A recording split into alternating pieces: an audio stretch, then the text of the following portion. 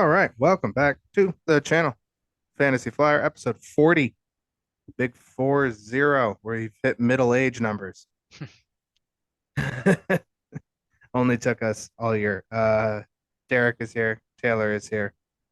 We're in our respective homes. I don't know where you are, but it is Freaking that cold. negative, yeah, negative 15 here.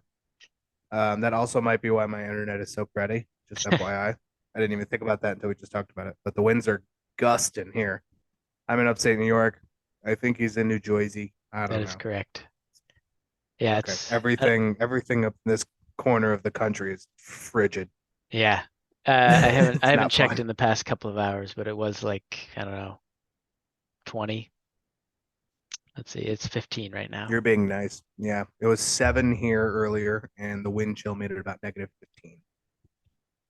So, but we're here. It's the NFC focus show. We did the AFC focus show.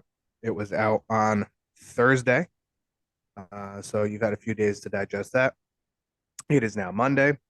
So let's talk about some NFC stuff. There's no games to review, but we are going to go over some 2022 records just as a little warm up. Stretch out the quads and the calves and the shoulders. Doing some arm circles, if you will. That's what happens. That's what happens when you're talking football, right? Um, there's actually a lot more records than I thought that were. I mean, some of them more significant for teams, but I mean, do you want to start off, read a couple, and then I'll read a couple? I don't know. Do you want to just pick your favorites? I don't know how we never really talked about how we wanted to do this, but there's a whole page and a half here of fun things that I thought were nice. Uh, yeah, I can pick a couple of my favorites. One that kind of stood out to me was Deontay Johnson had the most catches without a touchdown. That poor dude. He had 86, 86 Yeah, catches. Um, we saw that happening in like week 13 or 14. I mean, like I mentioned when we talked about the AFC Focus show, Kenny Pickett didn't throw a lot of touchdowns, so that hurts. right. Um, I'm on raw tide. Michael Thomas, first most receptions first 2 years. Tom Brady had the most completions, which happens when your team doesn't run and all you can do is throw the ball. Average final score margin was 9.70 points, which was the lowest for a full season since 1932, 90 years, which at that point was 9.13. And I think they had what, 16 teams back then? 13, 14. I don't know, not 32. I'll tell you that. Um, a couple other shout out streaks. Since 1990, a consecutive streak of 33 seasons, at least 4 teams have qualified for the playoffs. And every season that were not in the postseason before this year, we had Baltimore, Jacksonville, Chargers, Miami, Minnesota, Giants, and Seattle. So most of the playoffs. Big old switcheroo there. What other ones for you? I mean, I know you're just kind of reading down the page more and more now that I added a lot last night, unbeknownst to you. Yeah, yeah, snuck a lot in here. I thought the Justin Fields one. So from week 7 to 11, Justin Fields became the second player in the Super Bowl era with at least one touchdown pass and one rushing pass in 5 consecutive games, joining Kyler Murray. I thought that was pretty cool.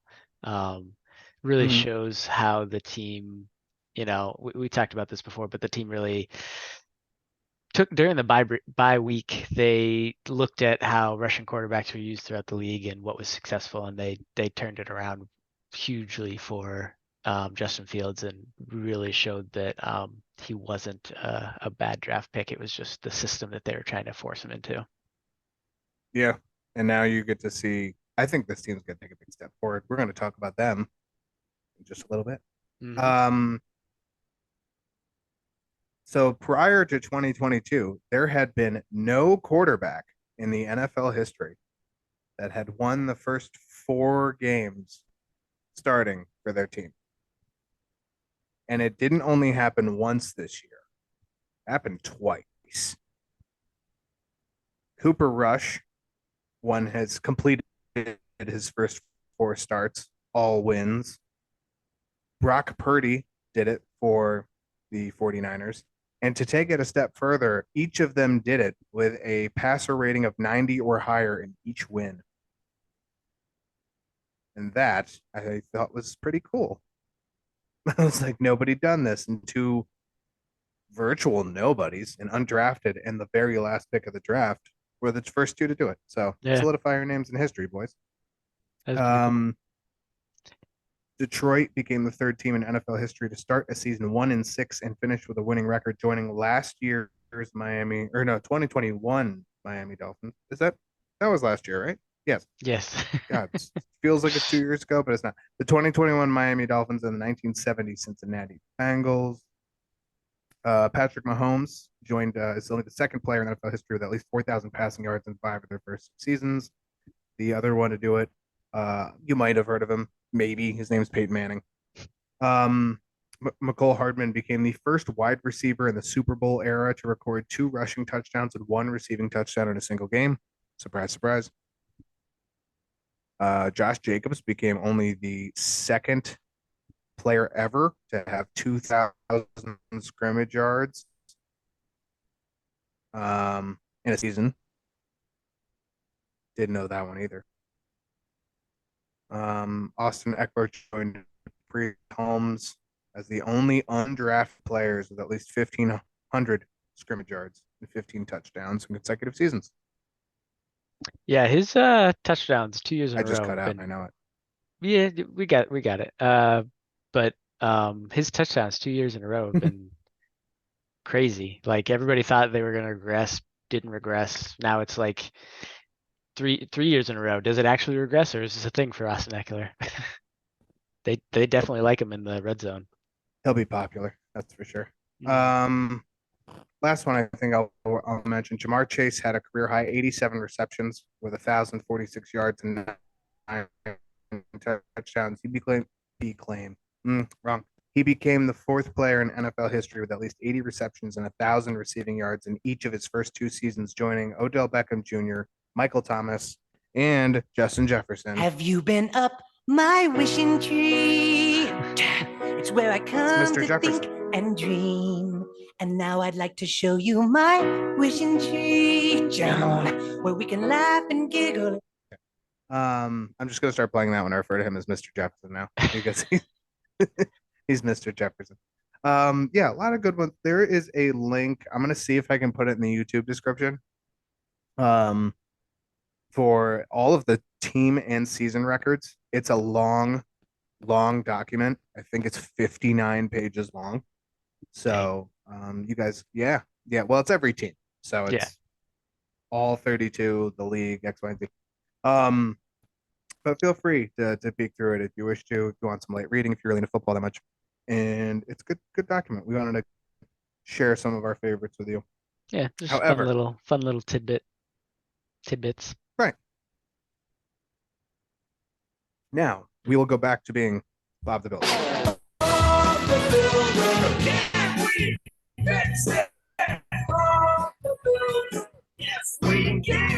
I don't know if we can. I don't know if the teams can, but we're gonna try. It is the NFC Focus Show. NFC Focus Show.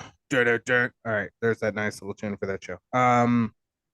We're gonna center our eyes. Yeah, right. We're gonna center our eyes to the off season for this week. If you missed the AFC show, I'm going to say the same thing.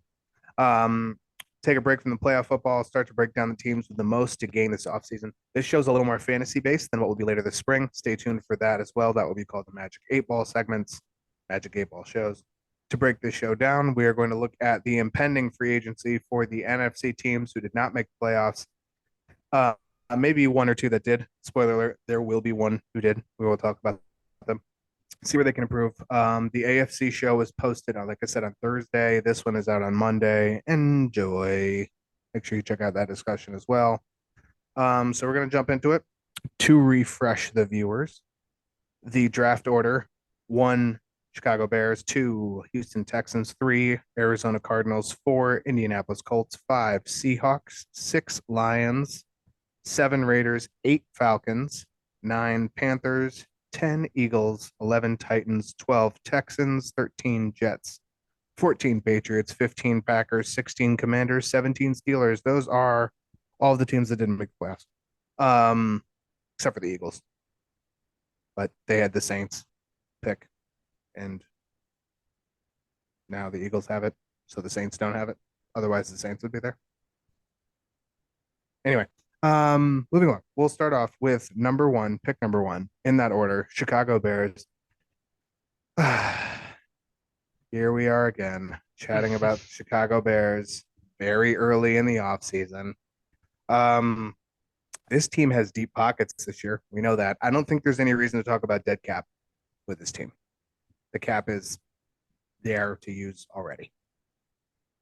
Like the first player that they could cut that makes any sense to save cap would be Eddie Jackson, and you can't cut from the defense right now. So that ain't gonna happen. But the Bears end up here because they traded for extra picks, essentially. One of the worst teams on both sides of the ball. The big step forward came from Justin Fields. Fields took this huge step forward with play recognition, obviously his scrambling, his rushing. The rest of the team, however, could not have been more of a train wreck. The fact this team got 3 wins, and actually, do you remember the very first week of the year where the Bears beat the 49ers? In that like monsoon, yeah. Yeah, that was a thing that happened. The Bears traded away Roquan Smith and Robert Quinn for a DiGiorno stuffed crust pizza and 2 Regal Cinema tickets because they just needed to get anything for them because they couldn't afford or didn't want to afford to re-sign them, and that's fine. They saved themselves all this money, rightfully so. They have enough of this cap space. You're gonna have, the pick, all of the picks that you. Well, I mean, essentially, you should have the 32nd overall pick too, but you don't. But you still have the first overall pick, and that could be parlayed into several picks later on. So, to be determined. But now they will focus on the draft with the number 1 pick. I mean, reports are increasingly indicating that they will replace Roquan Smith with the cheaper, younger, and equally explosive Will Anderson. Now we're getting deeper. I wrote this 4 days ago. Now it looks like they're going to trade the pick because they know that they can get some help. Just even moving down 5 or 7 picks, you can still get help, and you can get 2 other picks, which is just what this team needs. Attack the free agency pool and get some youth, really. The Bears hold round 2, pick 22, round 3, pick 1, round 4, pick 1. Lots of positions to fill, lots of improvement to be had. From a fantasy standpoint, where do you go with the Bears? What do you fix first? You have the big key. That's Justin Fields. We don't need wide receivers to have him put up points. We found that out. He's put up, his floor without wide receivers is 25 points. And when he turns the sometimes trustworthy but often shaky, Deontay Pettis and Equanimeous St. Brown into wide receiver, abilities, he can have 35, 40 fantasy points. Yeah. I mean, just pulling up some of their scores throughout the season. Oh, they're not. Yeah. After week 4. Spoiler alert. Yeah. I mean, they were probably averaging mid to high teens. But yeah, not great overall. So I think from a fantasy perspective, Justin Fields, yeah, he doesn't need wide receivers to win you a week, but the team to win and attempt to make it to the playoffs, which I don't think they will this year, but to work towards that, they need wide receivers. Mooney is not going to cut it as a number 1. Chase Claypool, as talented and as flashy as he has seemed, is not a number 1 receiver. I mean, spoiler alert for one of your upcoming questions, DeAndre Hopkins would be a perfect fit for this team. If they want to, because if they want to try to build some of their defense. Gotta love it. I gotta figure out why this headset likes to just cut out even though it's plugged in. Anyways, yeah, they need to build up their defense. So if they want to do that in the draft, trade back, get some more picks, maybe they go back to like, I don't know, 7. Vegas goes up and tries to get a QB, whatever. Anyways, I think they need to build the defense and maybe get somebody like DeAndre Hopkins, or look at, we've talked about the free agency not being too fruitful for wide receivers. There's a couple names, but yeah, I think that DeAndre Hopkins would be a nice addition to those 2 names we already mentioned. Target. Yeah. This is a spot where as the Bears is back seeking draft, and they could potentially trade down not one, probably twice out of the 1 spot, pick up 3, 4 extra picks, maybe a player like Hopkins. You know, obviously mock drafts and trade scenarios and all that. You trade, Hopkins in 3 for the 1 and 1 and 1, the fourth in the first round.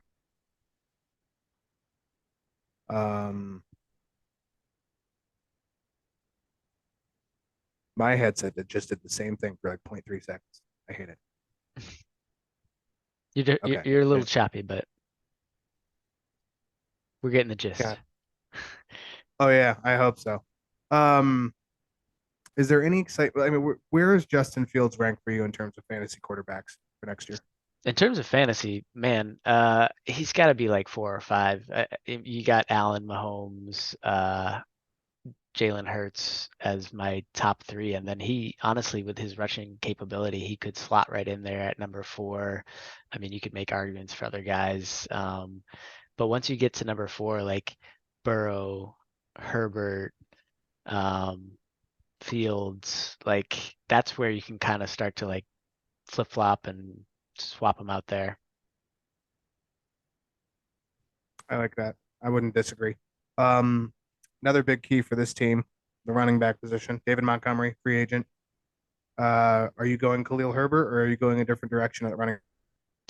I think they should feel perfectly fine with Khalil Herbert. Obviously, they're going to need to fill in, with a little depth, and maybe if they want to do some sort of 1-2 punch. But I would not be uncomfortable with Herbert spelling Montgomery next season, being the replacement for Montgomery and filling that role perfectly fine.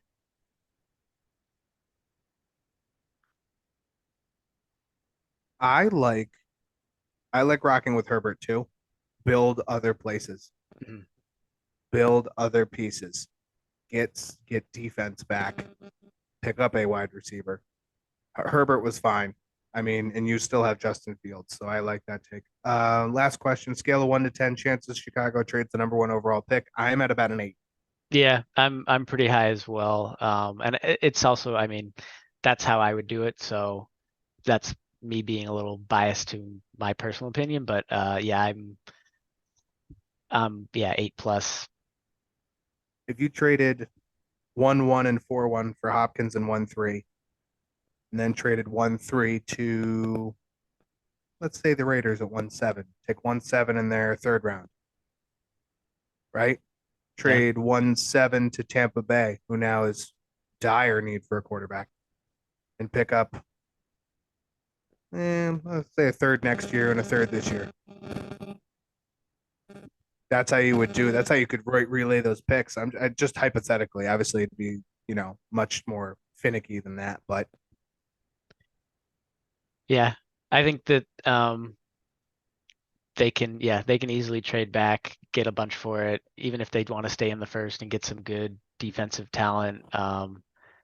Yeah, I don't think they need that first, and I think that there's other very talented players that they can get. I agree with that. Fantasy rankings.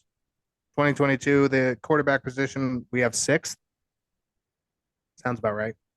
He had a lot of fantasy points in a lot of games, given his games played. Where do you see? You said 4th for the quarterback. I agree with that. Yeah.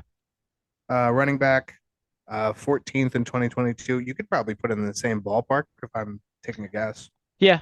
Yeah, maybe 15, 16. I'll go 15th. Yeah.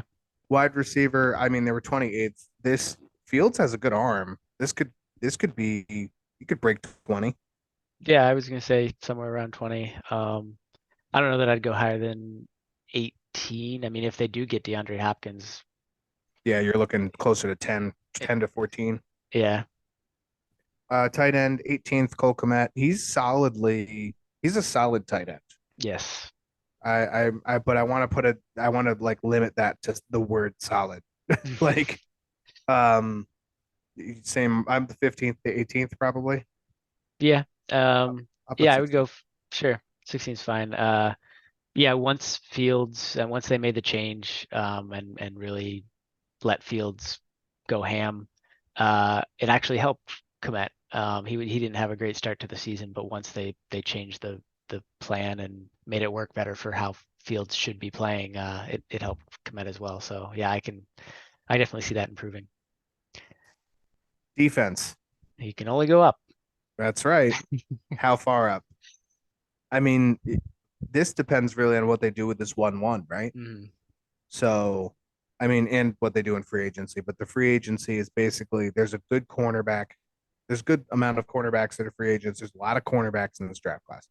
They need edge rushers, and defensive line. So they need line and secondary for the most part. I don't have a whole heck of a lot of um linebackers that are free agents. Let me double check and see if that's changed since I've looked at it, which it's in fairness has been a while, but um I don't see anything that's like, or I don't recall seeing anything that was like amazing. So are you how does this work with the defense in your opinion? Yeah, it's a tough spot for them to be in. Obviously, let's say they get a rookie or two, and then they get a couple vets. The rookies are going to take some time to develop. I mean, some guys are monsters out of the gate, but I don't think that they can really go above like 25. I mean, you have Devin Bush is a UFA, Levante David, but he's 33. Deion Jones had some injury issues. I Denzel mean, Perryman, Kyle Van Noy, Quan Alexander, Jayon Brown. There's some okay names there, but there's nothing you can anchor a defense around really. right. So I agree with that. I'll go 25th. Next team.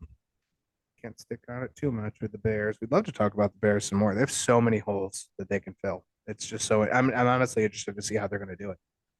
But we will move to the third overall pick because we've been talking a little bit about them trading in to the number one slot. And they don't need to. Let's be fair. They don't need to, other than maybe trading to get rid of DeAndre Hopkins' contract, because you can take the same person at 1 that you can at 3. So if you get up to 1 and you get a 4, it costs you the 1-3 and Hopkins.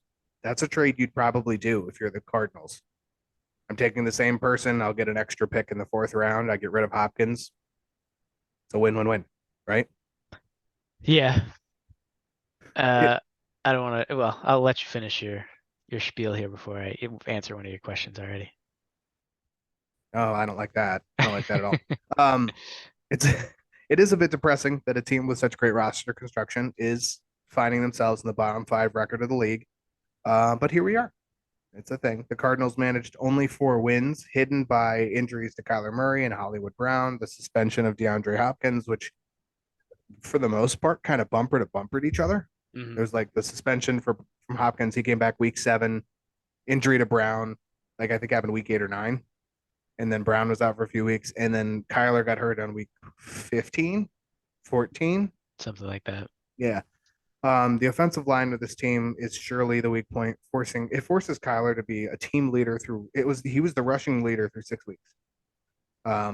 Eventually they found some solid ground. James Conner came alive. Yay. But the injuries and the shaky play calling had really doomed this team. Cliff Kingsbury is gone. The GM position has been revitalized. There may be some kind of hope coming from the front office, from the coaching staff. And all that hope kind of starts with the number 3 overall pick in this draft. All signs could point to Jalen Carter, who is a great defensive lineman. Will Anderson, if the Bears don't take him. I think it's pretty set in stone that the Texans are taking a quarterback at number 2. Is there any concern over the team's record? I am going to step in first and say no, but they need to do something to make this. they need to do something to make the offensive line better, and they have to have some kind of pass rush versus who is in that NFC West. Yeah. I mean, like you said before, on paper, they look like they were gonna have a very solid season, especially after what we saw last season. Not necessarily the ending, but anyways. But yeah, they were just riddled with injuries. So I don't see. I mean, I'm looking at their free agents. It's not any of the names that really concern us. I mean, Byron Murphy, Zach Allen are, I guess, the biggest names I really see here. Um, anyways, as from an offensive perspective, everybody's coming back. Granted, sounds like they want to trade DeAndre Hopkins, so they might have to fill in somebody there. But Hollywood Brown showed that he was perfectly capable of stepping in as the number one. And Rondell Moore was also injured, so if he's healthy, they have those two guys. Find some third option and then if they get oh boy, tight end. I mean, they have McBride. They're developing Ertz if Ertz comes back. Anyways, solid on the offensive side. I really think they just need to build on the defensive, and to your point, the offensive line. But as far as like what DeAndre Hopkins, like I don't know that anybody is going to trade a first for Hopkins unless, I mean, if they are getting the 1-3 along with it, maybe. But I think a first is a tall ask for Hopkins. I agree. And that's why, I mean, in the trade that you're looking, that's why my skeptical trade move up, Mhm. From 1-3 to 1-1. It's Hopkins and the 1-3 for 1-1 and a fourth. He's probably market value puts him around a third round pick. Yeah, I would Moving say down two. at So I mean, it's best around like I said, 2. ballpark. You Yeah, could get away with some. That could be your base structure, plus or minus some things. Um, they have 13.4 million in cap space. Robbie Anderson has no dead cap hit for this year. I expect him to go bye-bye. That would save them roughly 12 million. JJ Watt will also come off the books, retiring. which isn't right from his retirement. And he also has zero dead cap hits, so that's another 3.5 million. Um, unless they may have to pay him that. I'm not sure how that works with retirements anymore. It's a giant mess. But still, you could be looking at somewhere in the tune of 25 million to play around within the free agent market. Yeah, obviously, like we talked about DeAndre Hopkins, where does he go and what is his worth? We just talked about it kind of being in the third round pick. The Bears are not the only team that needs a wide receiver, Yeah, a solid wide receiver. Granted, he'll be 30 years old. Um, he's owed a chunk of money on his contract. 20, no, 32 million over the next 2 years. I'm close. Somewhere in the ballpark. yeah, I'd have to look. But yeah, no, definitely. Although I mentioned Chicago, that's because we were talking about Chicago. Well, I right. mean, yeah, I mean, Pats would be a great spot for him, and that's not something they're uh on. They're keen to do. No, that's I was gonna say that it's not something they're unfamiliar with. They did with Randy Moss and some other guys. They like not necessarily money wise, but pulling in a vet like that to try to get them that extra oomph. He Giants. It is exactly 32 million. He also has a potential out this year, which I didn't know. Uh, It says he has a potential out, 22.6 dead cap for 2023 at 3 years. You said the Giants? yeah, I mean the Giants obviously need wide receiving help. Granted, they need to figure out what to do with It's a Kenny huge Galladay. problem. Yeah, that's also a huge problem right there. And we say bye-bye. If actually even if Aaron Rodgers doesn't stick around, Packers could be a good spot. Trying to Let think. me give you one that has the money in their pocket to actually take him on without doing a whole heck of a lot. What about the Texans? I don't think he wanted out. I don't think he'd go back. No. I mean, maybe, but yeah, I guess it would come down to money. I mean, to that end, actually, I don't know how they'd swing You this, but Cleveland might be a good spot if he actually liked playing with Deshaun, having yeah, Amari Cooper and DeAndre Hopkins.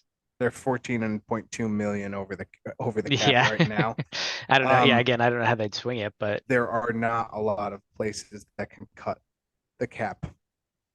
Like, I'll say, like Cardinals are 13.4 million with him on the books. 49ers don't have the space. Lions don't. Raiders don't. Seahawks don't need him. Texans need him and have the money. Patriots probably won't swing it. They don't like they don't like investing in old age. Giants do. That's another good team. Bengals surprisingly do, but they owe a lot of people money. So yeah, that's a fictitious amount of free. this next team, Ravens. yeah, that's actually a good fit. It is. You would have a good tool for what is reportedly going to be a franchise tag Lamar Jackson, by the way. That won't make him happy, I don't think. Yeah. Falcons, I don't think they have a quarterback to sustain it. And then the Bears, which we talked about already. So Yeah. Ravens and Giants, I do see more than Texans. I don't know if you're the Giants, if you want to sink 20 million, almost half of what you have available into him. The Right. Ravens doing that, however, I could see the Ravens doing that because they have that number also reflects the signing and extension of not Robert Quinn. That's wrong. Roquan Smith. Okay. Yeah. Yes. They are missing some defensive end pieces, but again, they have some draft picks. So those are all good. What and you, we said third round pick for him based on his salary, based on his usage. Yeah. Third plus, sprinkling of, I don't know, a fourth and a fifth, something next year. Pick swap. Probably Yeah. pick swap. I would say, Right. honestly, I would say if and the Ravens already gave up a second this year, so they're second. That is the other one that the only one that the Bears have. You're looking potentially at that point at probably a third. If they're going to give up their third this year, I mean, that's the only thing that makes me hesitant as someone in the Ravens front office is like, okay, do I give away 2 rounds? Am I going to have no pick from the first round to the fourth? And if I even keep the fourth, right? To get Hopkins. Yeah. Lot to unpack on that one if I'm in the Ravens front office. But real quick, got about just under 3 minutes before we got to check our first break. Real quick, we'll do the rankings. Quarterback 12th, Kyler Murray, roughly average 12th, plus or minus, with Colt McCoy in there and a sprinkling of lost McDonald's character Trace McSorley. A little bit of blow. Bam, blow. I feel like I'm in a McSorley. Like I feel like I'm in like like Batman a card. exactly. Quarterback 12th in 2022. What are we thinking? 8th? Yeah, definitely something like that. 7th, 8th. Yeah, if Kyler's healthy and it's just him, yeah, for sure. This is kind of an interesting one, the running back position. They were 16th. They were looking more like the mid-20s for the first half of the season. James Conner is a free agent in 2025. Really no dead cap threat this year. His contract isn't really worth cutting. It's 9.5 million dead cap, so they're not gonna cut him. They'd rather pay him the 10 and use him. Right. So they're probably not gonna do anything at running back, but I don't see this going glowingly higher than what it was. I think 14th maybe. Yeah, no, I think that's a good number. Connor had a actually surprisingly good year. I think kind of went under the radar. Wide receiver was 14th. I'm in the same ballpark because A, I don't know what happens with Hopkins. B, I want to see a healthy Hollywood Brown. And C, you need a third option behind Brown and Rondell Moore. Yeah. And Greg Dortch is a restricted free agent. So I'm going to stick right at 14th, and that's probably being a little nice. But I don't until I can't make a full conclusion until tight end 23rd. I predict quite a leap for Trey McBride this year. You said it on Wednesday's show that there is a 3-year gap for tight ends.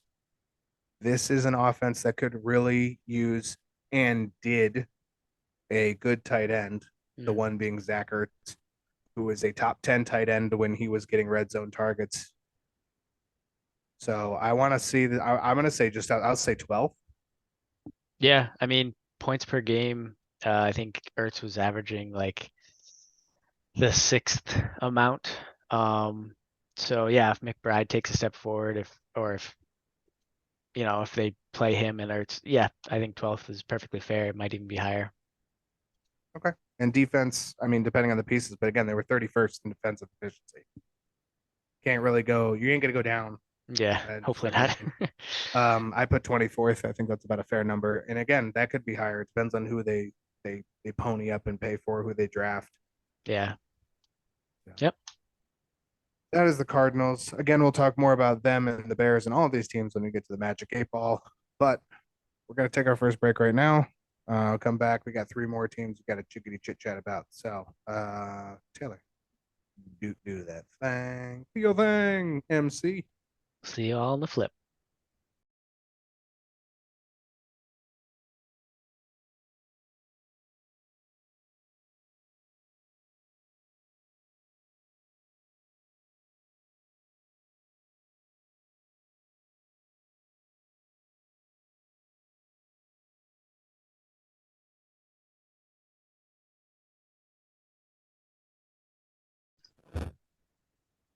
And we are back for part 2, episode 40, the NFC focus show, focusing on the NFC portions of the draft, the NFC teams that didn't make the playoffs and have already been thinking about the offseason and what they're going to do for several weeks now. Spoiler alert, I didn't mention this in part 1. We're not going to talk about the Eagles. We're going to save that for the Magic 8-Ball. Because I feel like it's a little early to talk about anything they should do in the offseason because they have a Super Bowl matchup in 10 days. 6 days? 6 days. This is coming out on Monday, so it'll be 6 days by the time you guys can see this. But we are going to keep rolling into the next team, Seattle Seahawks, picking at number 5. Number 5. I don't think it's a surprise when I say Geno Smith is probably the logical option for this team. Kind of seems like they're going that way. Similar to the Giants, what you had is better than retooling with youth at this point. I like that. Ken Walker was phenomenal in the long run. Wide receiver position is set for a couple of years, through at least through 2024. The pick comes from the absolute steal that the Russell Wilson trade looks like it's going to be for them. Talk about pulling the trigger at the right time. For a team that almost made the playoffs, this could be a huge difference-making pick going down the road. Major holes in this team lie defensively, especially against the 49ers, who are great defensively, but their offense is like in the teens, like in the middle of the pack, statistically. Sometimes they can play up to like 8th or 10th. Anyway, first question, scale of 1 to 10, what are the chances this pick gets traded? Because I want to put it pretty low. I think so too. Yeah.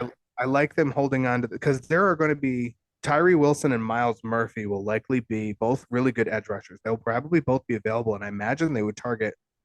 Miles Murphy has some pretty good power for his body size, and he has long arms.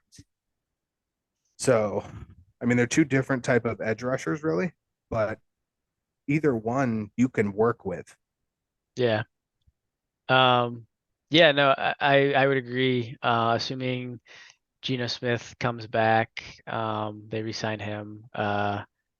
They really aren't like, I mean, I think you mentioned Poona Ford is free agent. They don't like I mean, I didn't say it today, but yeah, go ahead. Okay.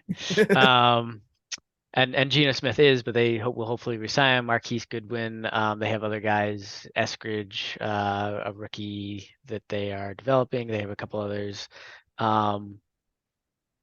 Yeah, I think basically everybody comes back.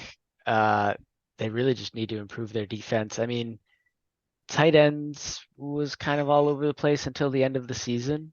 So hopefully Noah Fant kind of emerges, or maybe they do a tandem with him and Disley, who Yep. can't really stay healthy.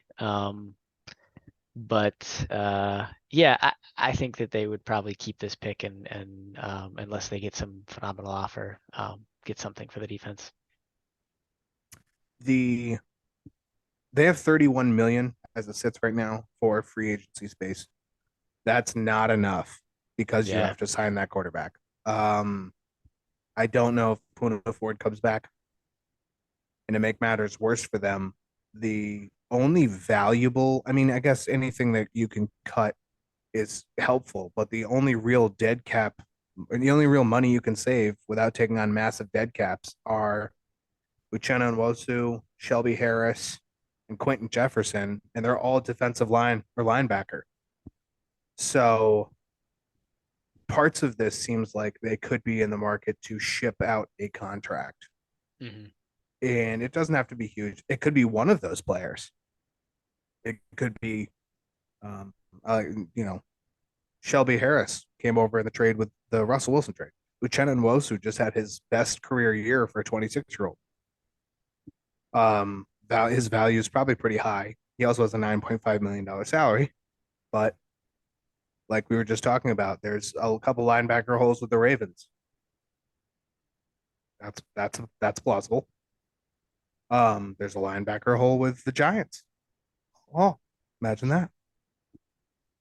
So I think they have to crawl up into the 40s before they start taking on. We know that Rashad Penny is gone.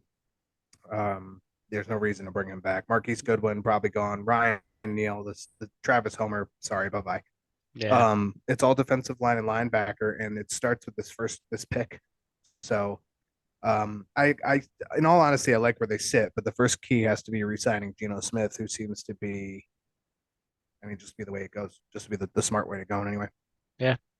I feel like this is one of the most straightforward picks in the first like 15 because it's just like you need defense. Here they are. Take your pick of the two Right. because it's going to be.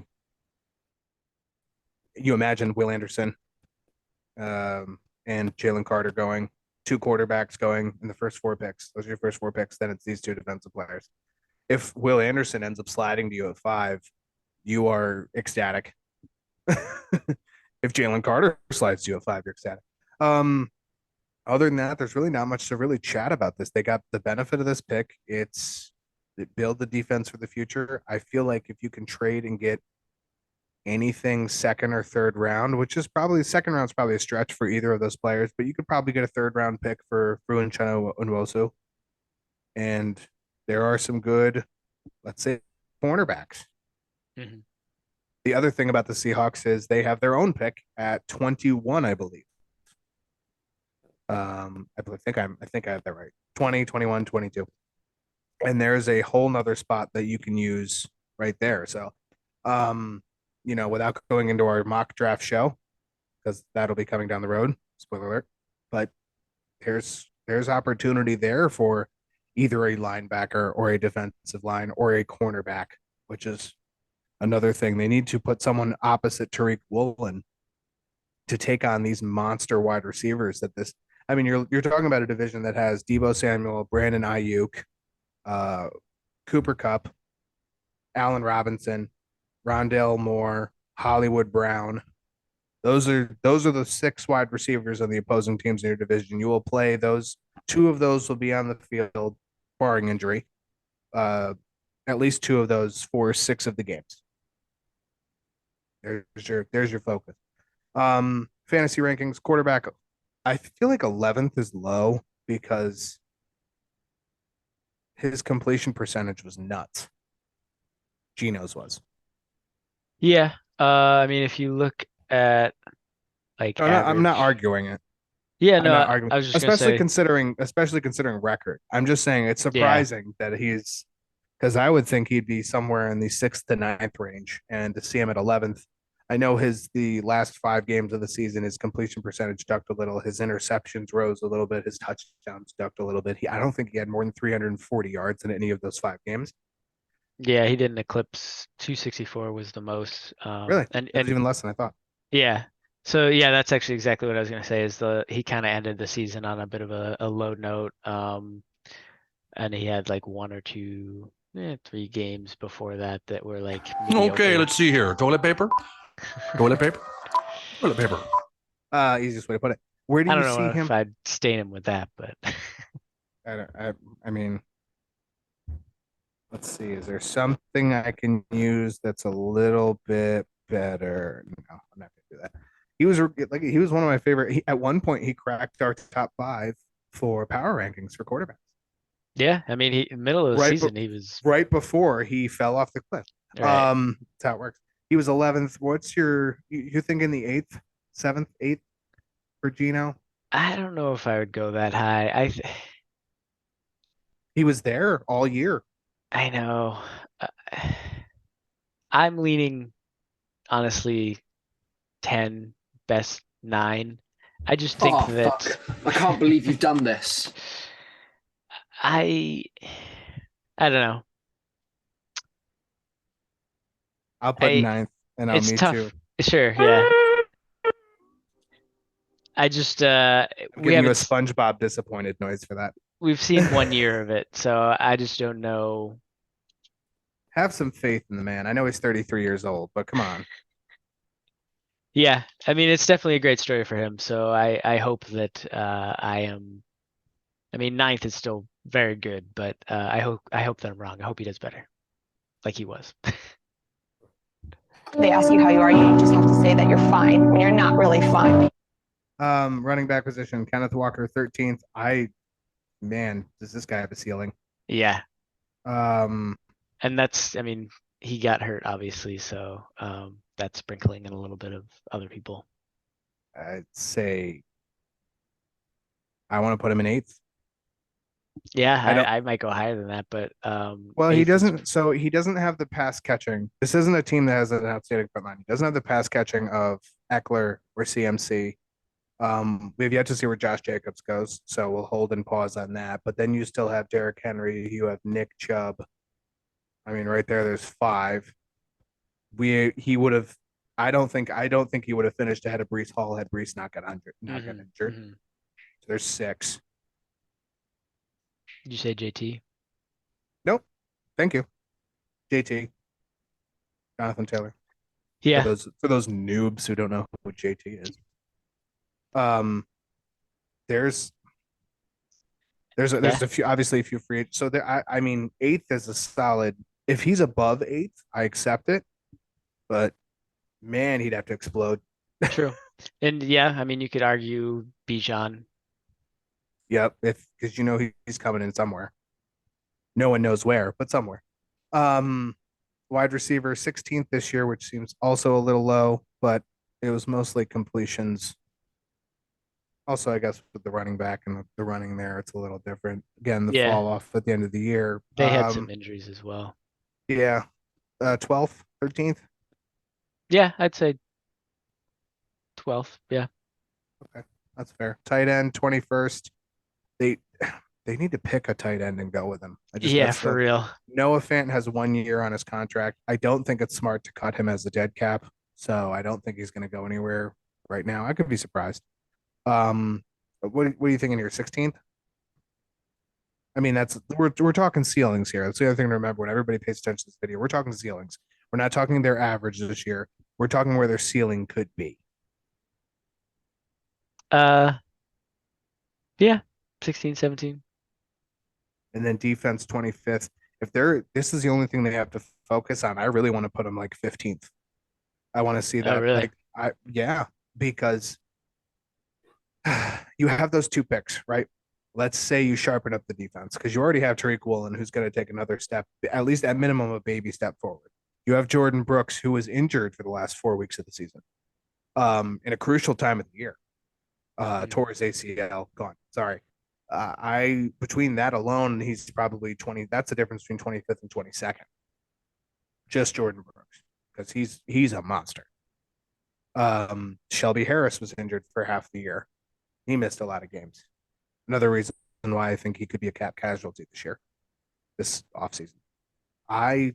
If you add in, let's say you add a Miles Murphy, and you add a Brian Branch, who is a potential suitor at the 21 pick should he make it there. This team gets a lot better in my eyes defensively.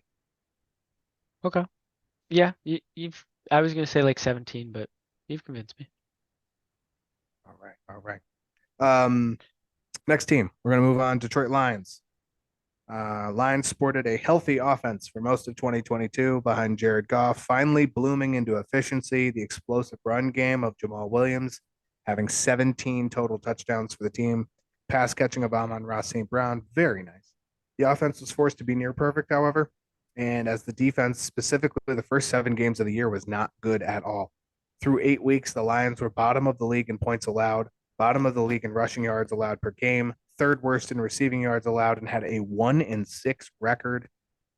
Seems fitting to expect a defensive draft coming, especially considering this team didn't have Jamison Williams at any given point being hugely productive. It seems the offense, with the exception of maybe a tight end, is pretty set. I know this is a fantasy show, and the defense is not the largest part of fantasy scoring, but where does this team start on defense? Because there's about 9 different things you could say, and none of them would be wrong. I mean, what do you mean where they start? Like, where do they start draft Like wise, or like? Well, yeah, anything. I mean, yes, the draft would probably be the first thing that I would. You're picking 6th here, Right. so again, between Miles Murphy and who's the other name that I keep forgetting? I just said it too. I literally said what we were talking about. But if Miles Murphy goes to the, I'm gonna have to pull it up because I can't. I'm so angry at myself that I can't remember who I just said the name of. So what happens when you read and you pre-write things and you're prepared, and it's disgusting, right? That's how that works. Yeah, well, quote unquote start draft. Thanks, Tyree Wilson. Thank you. Had to pull it up. If you either one, let's say the Seattle takes Miles Murphy, you get Tyree Wilson. Ooh, okay. You have a great edge rusher. There's not really any. If I'm going to Detroit, where is this? What is happening? My computer is spazzing, so bear with me for a moment. It's always good.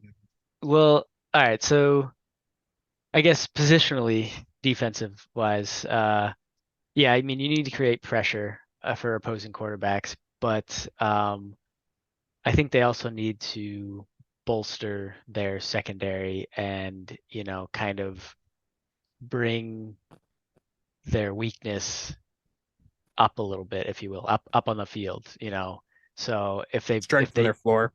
Yeah, right.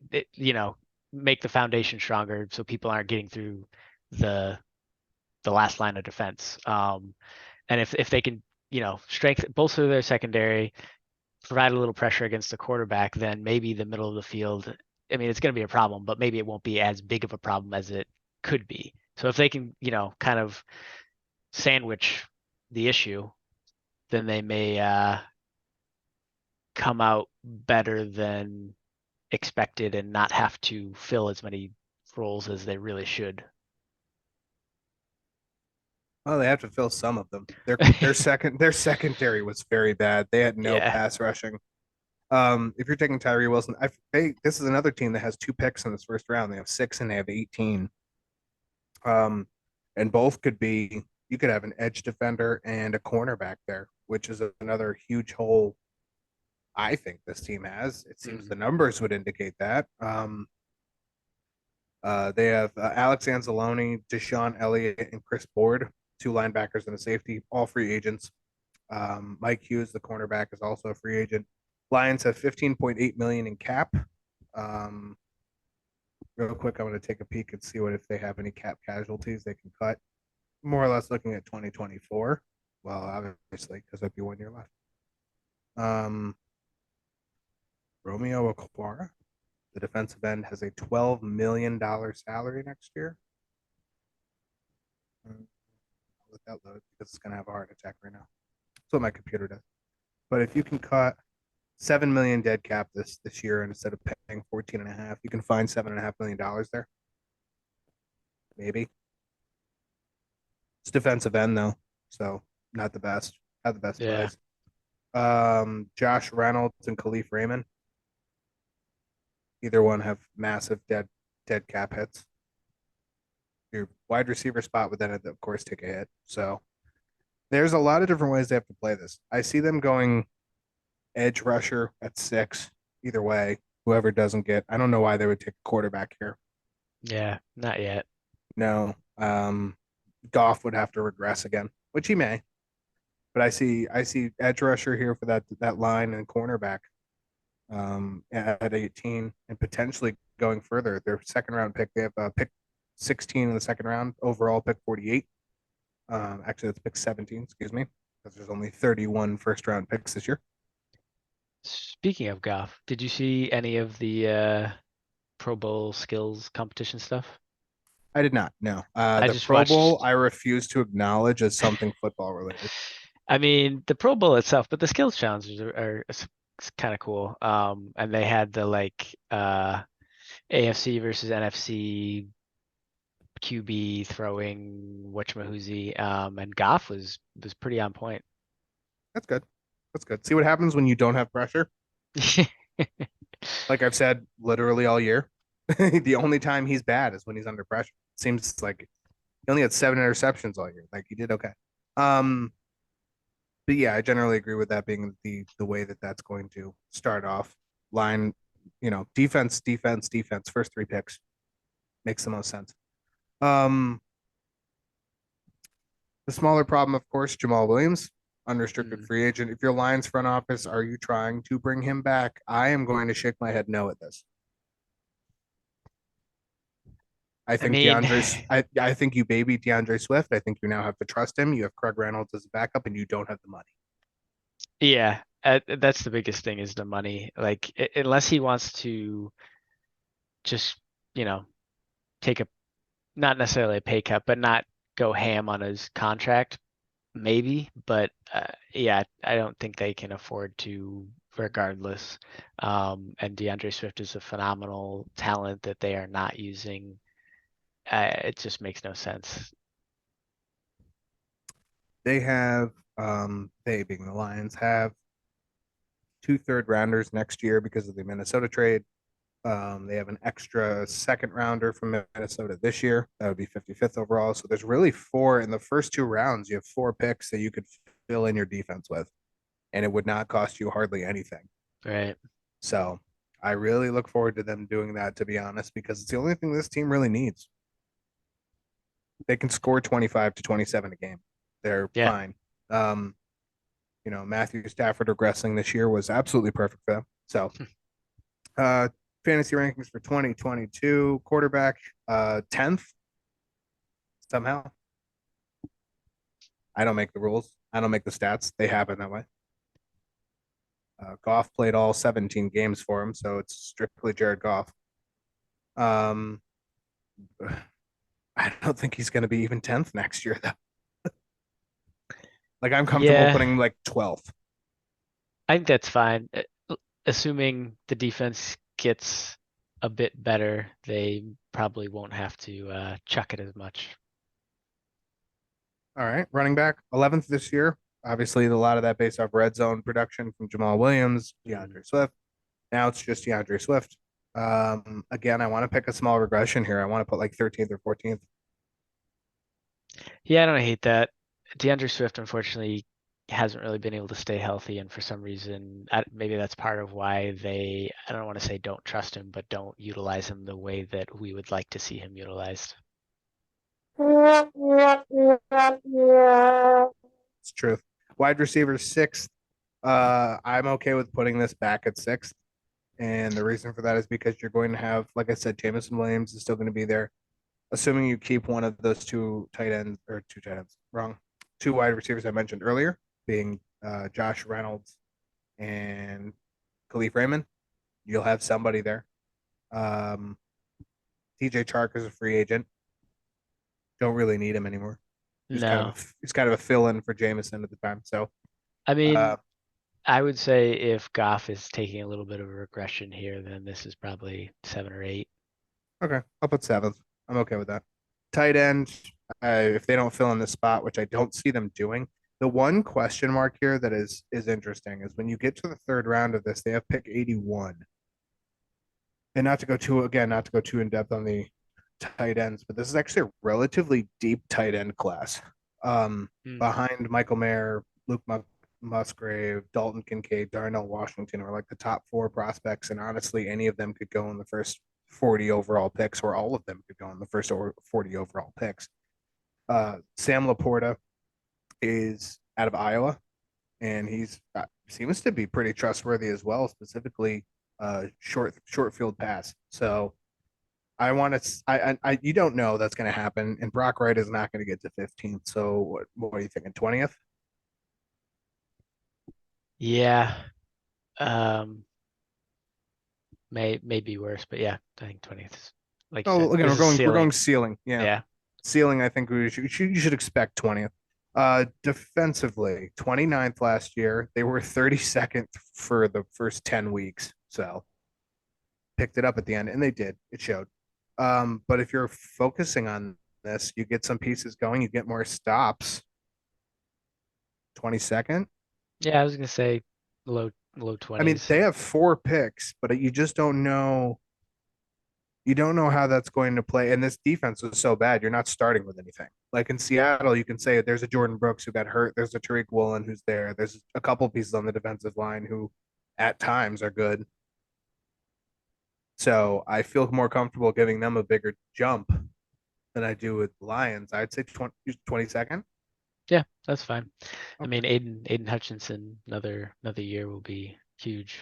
Yeah, that's a good point. There's something starting there. So actually, I'm gonna, you know what? Just because you just brought up Hayden Hutchinson, I'm gonna move them up again to 21st, just to make us feel good. That make you feel good? That makes me feel good. All right, All that's tingly. all tingly inside. Wrong. Next team, Atlanta Falcons. The Falcons were a rebuilding team last year. They made a couple steps forward. They drafted 2 stud players, Troy Anderson, linebacker, Drake London, wide receiver. They picked up Desmond Ritter in like the 18th round because nobody wanted quarterbacks last year. He wasn't really given much except for the scraps of this season to try and show this improvement to the management staff, do what they can, show what he has and why they drafted him.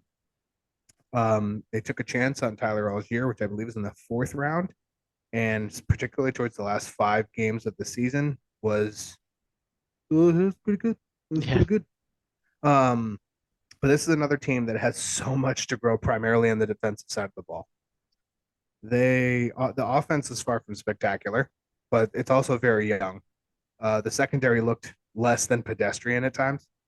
There's hardly any effective pass rush. They traded Deion Jones midseason to save themselves his contract extension. They have roughly $45 million in cap space. Quite the plethora of free agent cornerbacks to choose from. Can I put a ticket in the bucket for go after one of those cornerbacks?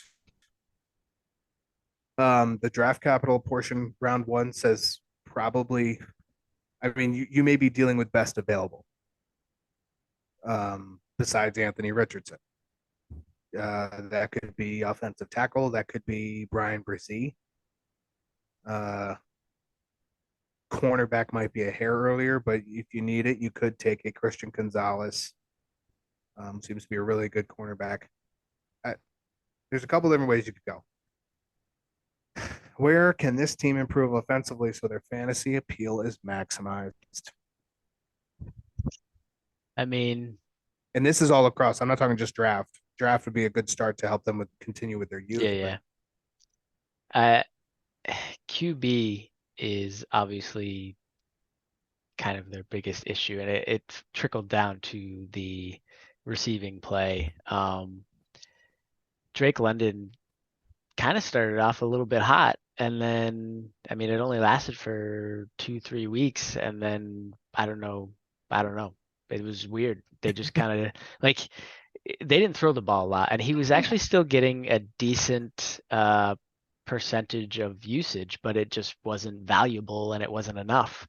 So it didn't really matter. Anyways, point being, they need some QB help, and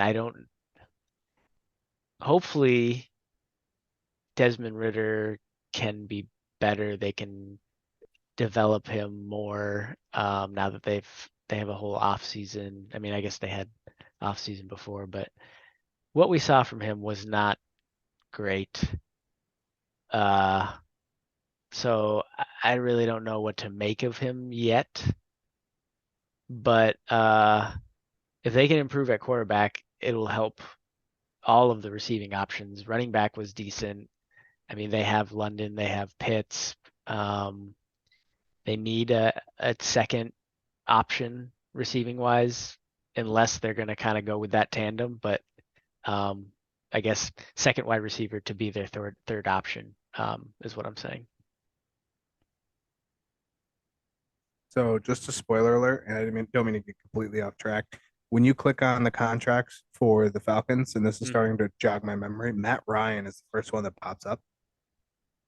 And I think they're still on the hook. I think they're still paying some of his contract. It looks like their roster would be 10 million.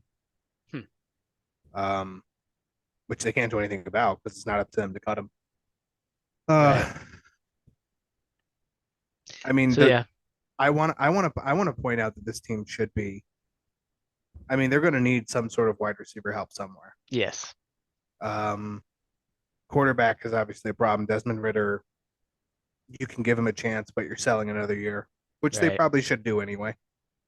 Marcus Mariota is a free agent in 2024. If you're going after any type of quarterback, such as a Jimmy G or a Teddy Bridgewater, who probably realistically, Teddy Bridgewater would probably be an improvement for Marcus Mariota.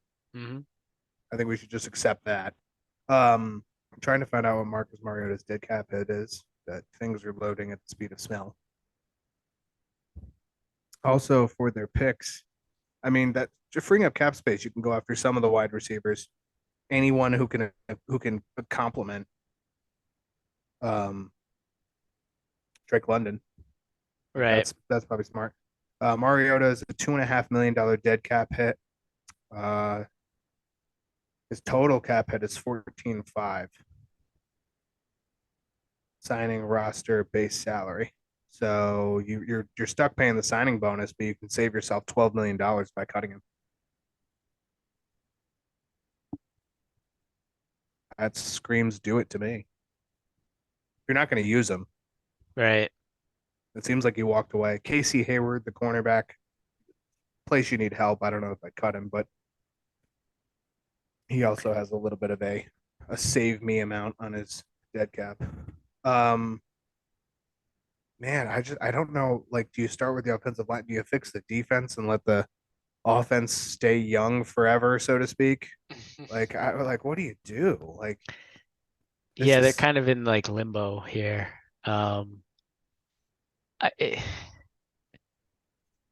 think you're right. I think you have to kind of ride with Ridder another year and find another receiving option and then improve your defense a little bit. I mean, unless somebody falls to them at pick 8, QB wise, I don't really. They can't do too much other than maybe get like a Teddy Bridgewater, Jimmy G. And again, I think that might be might not be a bad play right there. You real quick check their picks this year: 8, 44, and 75, which I believe are around apart each way. Round 1, round 2, round 3. Yeah, that pick kind of looks like it's. I mean, Brian Brzee on the defensive line, perfectly fine. I don't think you take Anthony. You could take Anthony Richardson and absolutely anger every Carolina Panther fan out there because they just seem to think that he's falling to them no matter what. And there's this wide receiver out there by the name of Quentin Johnston, but that might be a bit of a reach at 8. So also, what do you do with the defense? Because that's still a huge problem unless you're going to go out and tackle all these cornerbacks and spend your money there.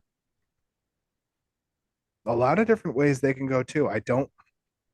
Being the fantasy side of things, I don't like their team going forward. I don't like owning Drake London this year on a 10 or 12 team league. I don't like it. I'll tell you that. Because I just don't know what to expect out of any of these quarterbacks. Right. As a dynasty team, different story, obviously. Let's see. Where was my other question that I had for you? Oh, and you said roll with Ritter, right? Yeah, I think you gotta. I mean, I think you gotta give him a little bit of a chance. We didn't really. He played 2, 3 games, if that. Mostly with the scraps. He hasn't worked with Kyle Pitts yet. Right. I'm okay with that. I mean, see what you got, but you have to be prepared. If you ain't got it, you're going quarterback next year. And it looks like next year's quarterback class won't quite be as deep. Right. Also, supposing he makes it to the third round, which I think he will be very close to doing. What about Hendon Hooker, who turns 26 this summer? Damn, really. Yeah, 25 years old. He will be 26. He's not the spring chicken of the prospects versus 21-year-old Bryce Young. Yeah, I think if he falls far enough, you could. Why not take a chance on him? Insurance it right there. Yeah. That's fair. 2022 rankings, quarterback 31st. You got to think upwards somewhere. Yeah. Ceiling wise, 23rd, 24th. I was more 25, 26, but let's go 24. I was gonna say, I'm not angry about 24. Running back 8th. Here's the other thing that we have to consider as we talk about this right now. I know we only have about 2 minutes before break. Cordero Patterson stopped being the running back when he came back from injury. It was mostly Tyler Algier. He split some carries. You also got Caleb Huntley. Yes. Who was stuck his nose somewhere in there. He was a 6th round draft pick last year, excuse me. Is Cordero Patterson maybe your wide receiver 2 or 3? Again. Maybe, yeah. I mean, repackage him back to what yeah, he was. seriously. Yeah. What's your ceiling? Honestly, has anybody tried him at tight end? I mean, no, but I mean, If you want to go like 2 tight end set, anyways, that's kind of tangential, but yeah, with having Algier as the main guy and then Cordell Patterson as kind of this mainly playing wide receiver, but then maybe every once in a while they quote unquote trick the other team and have them do some run play, like almost like a Deebo Samuel light, right? very, very light and old. Very, very light. And yeah, no. Running back was 8th this year. I don't see. I mean, Algier is good, but again, that was also helped by the numbers of Marcus Mariota, who looks like is not very nice. The team isn't a fan of him right now. It doesn't seem, and B is probably more valuable on the free agent wire than on the roster right now. So, like 12th. Yeah, I'd say that fair. Wide receiver 31st, another position that can only go up 26. Yeah. You almost want to say a little bit more of that because they got hurt by Mariota running. Exactly. And if they're not going to run as much, hesitating. So like 24th. Yeah. Tight end 11th. Somehow Kyle Pitts didn't do anything for like the 9 of the 10 weeks he played. Yeah. I mean, this man, he should be a top, at worst, 5 tight end. I'll go 6th. Yeah, that's fine. And that's being nice, I think. Yeah. He's not going to be. They should have. Situation. It should be like their weapons should be Algier backfield, Cordell Patterson slot, or like this gadget, McCole Hardman style. You have Kyle Pitts, you have Drake London, and then whoever you can get as a wide receiver too. Mm-hmm. If you have a halfway decent quarterback, that team should win 6 games, 7 games. Defense 23rd. I mean, this is another team that beat the 49ers. So they have it in them. I did not remember that. That just Yeah, doesn't seem real. it happened. Yeah, that was the last loss San Francisco suffered. That's the last loss up until they lost this past weekend. Yeah. Uh, I mean, like I said, they're kind of in this weird limbo. I don't know. I don't want to say. I want to say around 20, but maybe they can go I'm a with bit that. more than that. I was Yeah. just Okay. about to say 20th. Okay. I think 20th. And again, it's just without knowing, we could come back and redo this after the offseason's over, and we might change these numbers, but we just don't know where they're going to be. Yeah. So that's the tough part. A lot of these teams in the NFC specifically have more defensive problems than anything else. Like all of them. Yeah. The Bears, Lions, Seahawks, Falcons, they're all defensive. They all have their offense has either youth or something to look forward to. Their defense doesn't seem to be too crazy. We're gonna take our final break. We have the Panthers, Packers, Commanders, and a bonus team, which we're gonna chit chat. So we just gotta kind of speed up a little bit so we can fit in that bonus, but we'll be okay. Taylor, do the little sign off. Welcome back. Part 3 of episode 40. NFC Focus Show. We'll keep going. Jumping right back into it. Carolina Panthers picking at number 9. Panthers. Oh boy. Hard to believe that the Panthers, the Saints, and the Falcons all could have been where the Buccaneers were, and none of them turned out any better. Yeah. The Panthers have been that's the NFC South hodgepodge. Sam Darnold was their best quarterback, but he did not play approximately half the year. Running back position is kind of a mess since they traded away CMC, but the good news is they have several extra picks to help them out. Plus side. Thank you, San Francisco. Steve Wilkes has been replaced at head coach by Frank Reich. Best of luck there. And that may or may not be an improvement after the departure of Matt Rule. So, like I said, best of luck. If I'm a Panthers fan, I'm not warm and fuzzy about Frank Reich coming in. His last few weeks in Indianapolis, coupled with the complete failure that was their quarterback position, when that's the position they need right now, would cause me worry. So, just saying. You're going to handpick another one and then dump out in half the season now, Frankie?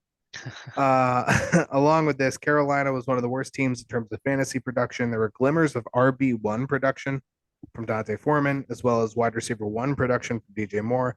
Which position are you most looking forward to accessing in next year's fantasy ranks? You can say none. Yeah. I mean, I like me some DJ Moore, mainly because I'm a dynasty owner of him. And he, despite having bad quarterbacks, I don't think he broke it this year, but he has been hitting 1,000 yards. He's been like having a Mike Evans career up until this season.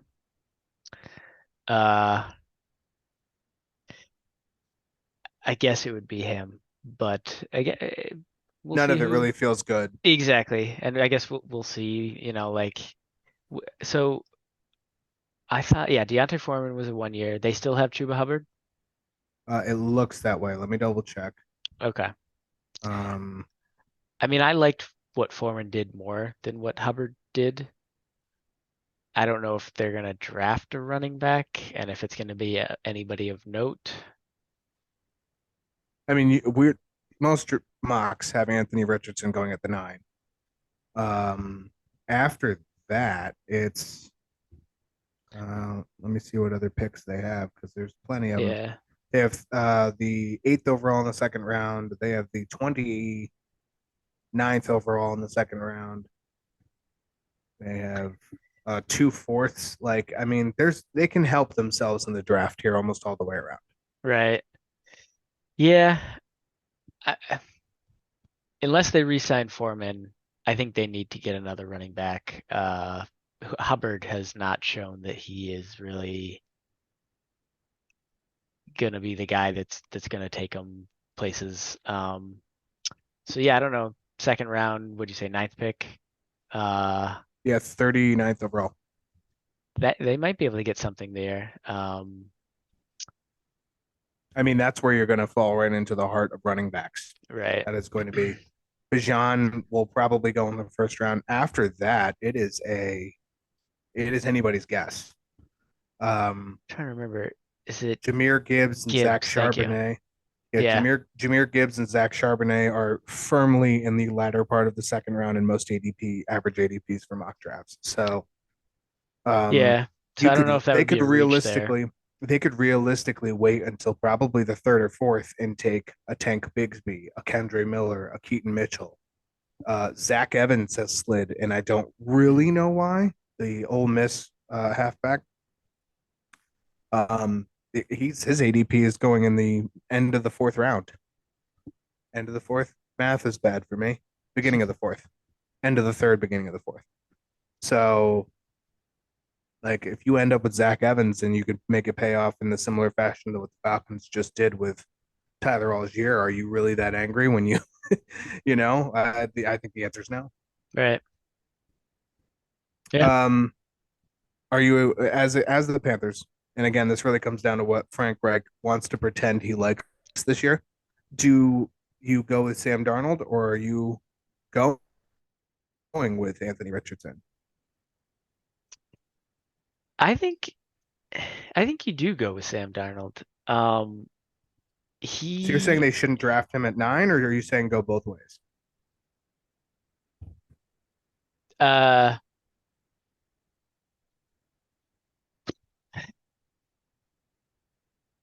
We'll come back to that. What I was going to say about Darnold is the two seasons he's played with them when he's been healthy, he's actually been passable, and DJ Moore has been good when he's played with them. If you get him some other pieces, running back, another good wide receiver, and they don't really have a tight end. I mean, they do, but anyways. Yeah, right. I agree I know what you mean. Yeah. I don't know. I feel like I know this is a good QB draft class, and letting it pass would be hard. But I think if they can get him some pieces, Sam Darnold has shown that he could do it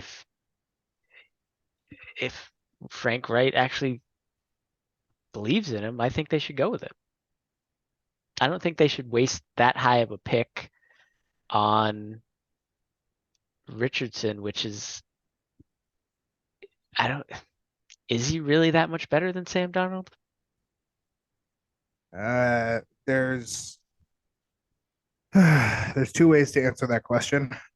The first one is pure skill based, which as of right now, it's too close to call.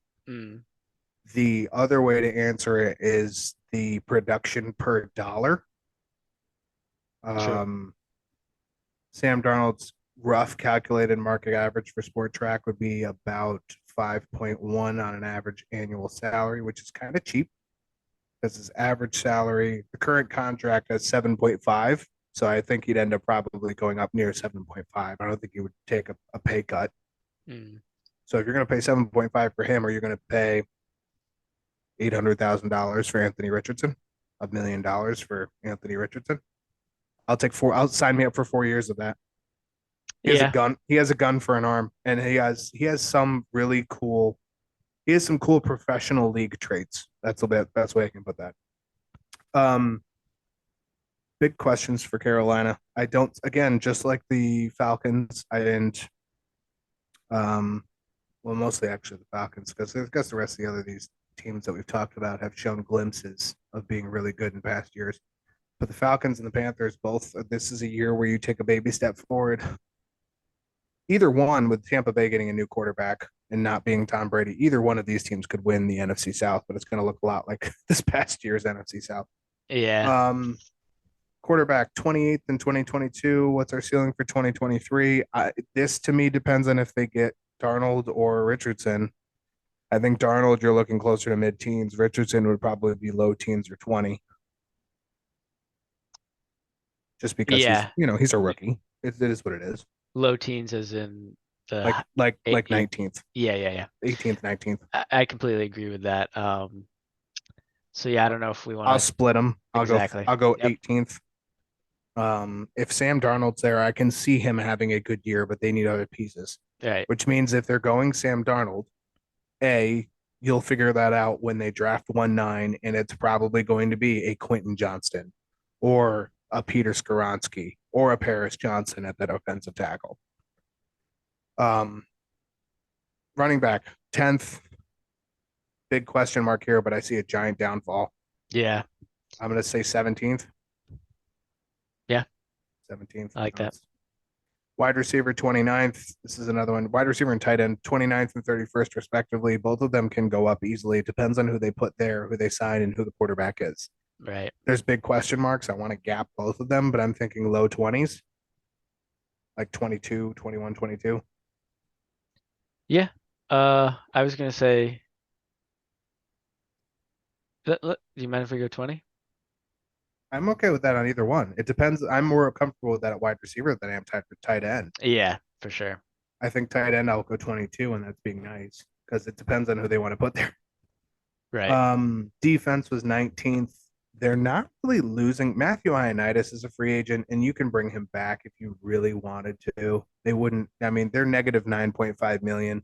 They don't have any really good cap casualties. I will tell you that. Shaq Thompson, your dead cap hits 11 million. His roster, I think, is 15, so he's worth more to you being on the team. You can cut a couple other people if you really wanted to, but your best case is you might get to 8 or 10 million above the cap. I don't see the team being massively. You still have Frankie Louvu. You have Jeremy Chin, who's still floating around in the secondary. Who's the other one who's still there? Can't think of his name right now. I'm gonna hate it. Derek Brown is still there. Brian Burns is still there. So there were 20, or was that 19th? What do you think, 16th? Yeah, that's fair. Okay. Next team, Green Bay Packers. Ooh, boy, is it fun to talk about the Packers. Packers, very close to the playoffs this year. Aaron Rodgers was the lead again for the final 6 weeks of the season. Team and him finally gelled. They started winning games after losing to some pretty questionable teams earlier in the year. Losing to the Commanders. They lost to the Giants, which really the Giants were questionable, but the Commanders were. We'll talk about them momentarily. This discussion is probably best started with Aaron Rodgers. Very straight to the point. Do you think Rodgers returns to the Packers? I do. I don't necessarily like it for the team and the future development or like decisions they need to make now, but I do I do so think they want if he comes back, they're like, yeah, we have a quarterback, but why are you back? Yeah. It's like I got a perfect one for this. Hold on. He'll come back and then they'll be talking about this. How many times do we have to teach you this lesson, old man? There you go. Perfect. I assume he does too, though. You don't pass up $60 million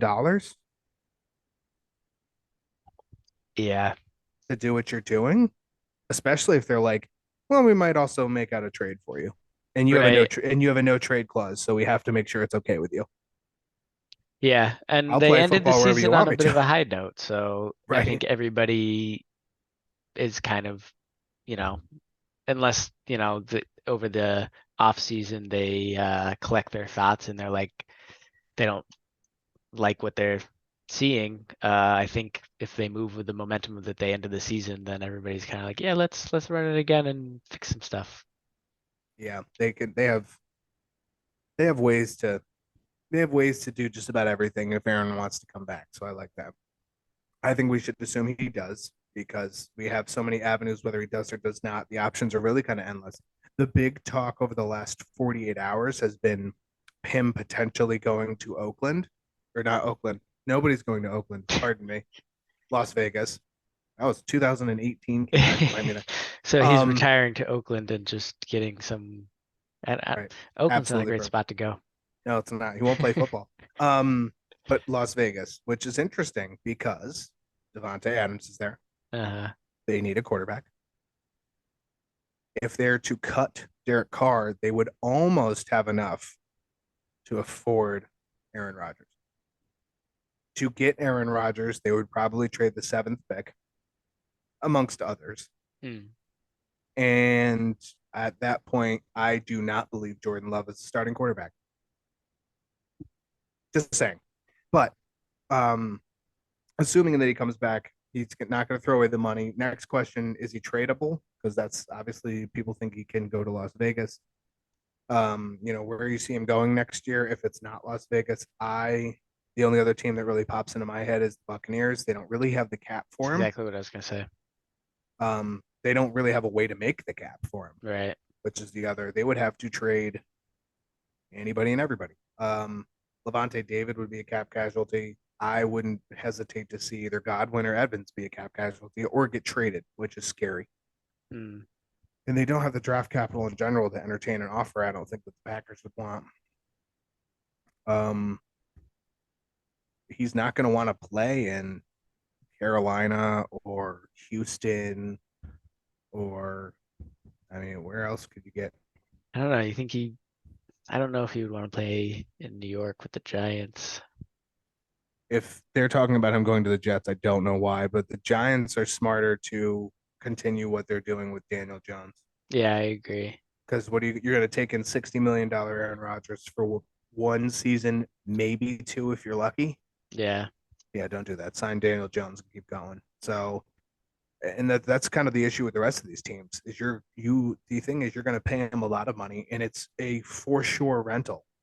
Right. And you're going to give up the picks that you need to draft somebody after him. They're going to take they're going to take 2 to 3 firsts for him plus other pieces.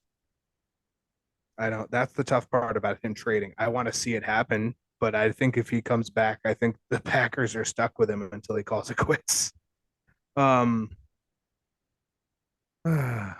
It's not loading. There we go. Okay. Beyond the quarterback, the team is really on the upswing. Actually, the biggest issue they face is lack of cap space, but if the Rodgers trade helps that's great. But other than that, there's the possible release of Aaron Jones, who could bring 20 million to the cap. AJ Dillon was lethargic in fantasy production this year, but he didn't see anywhere near the snap count that Jones saw. Wide receiver and tight end, Christian Watson grew up. He really expanded over the course of the year. Romeo Doubs slouched as the year went on, but was still solid. Alan Lazard is now a free agent. Might be able to bring him back. At the tight end spot, Robert Tonyan is a free agent, but this first round pick, which is 15, perfect for a Michael Mayer if they wanted a new tight end at a cheaper cost. What is the fantasy ceiling for these guys, assuming Rodgers is there? Because I like this group if they can pick up a Michael Mayer. Just a Michael Mayer. You don't even have to. I know Cobb is gone. I know Lazard is gone. We saw, was it Samari Tourier? Mm-hmm. So that's his name? Something like that. I don't know if we pronounce it correctly, but that is more or less how I would say it. Okay, so hold on. Let's just real quick. Who's that Pokemon? I like that group though. If Aaron Rodgers is there,